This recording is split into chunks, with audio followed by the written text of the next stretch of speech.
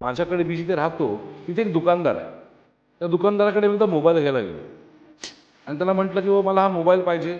मी त्याकडे मोबाईल घेतला आणि त्याला म्हटलं माझ्याकडे 3,000 त्यावेळेस कमी होते. मी जेव्हा दुकानात गेलो त्याला म्हटलं नंतर पाठवून देतो. त्याने सांगितलं नाही माझ्याकडे आता ठेवून जा. तो मोबाईल परत ठेवून जा. पैसे 3,000 घेऊन ये आणि मग ती वस्तू घेऊन जा. तेच काही वर्षानंतर माझ्याकडे गाडी आली, माझ्याकडे बंगला आला, माझ्याकडे घर झालं चांगलं. माझं लाईफस्टाईल बदललं. माझा पैसा दिसायला लागला.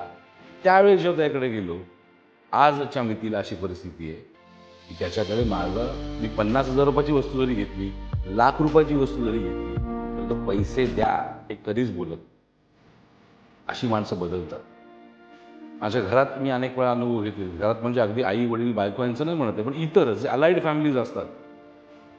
काही लोकांनी वाईट वेळेला खूप चांगला सपोर्ट केला, पण काही लोकांनी पैसा नसल्यामुळे अगदी जवळची जीवाभावाची मित्र, एकत्र खाणारे पिणारे मित्र, या लोकांनी देखील वेळेला त्यांचा रंग दाखवला. त्यांचा रंग दाखवला म्हणा किंवा तो पैशाचा रंग दिसला म्हणा. सो पैसा महत्वाचा आहे की नाही हे तुम्ही ठरवा.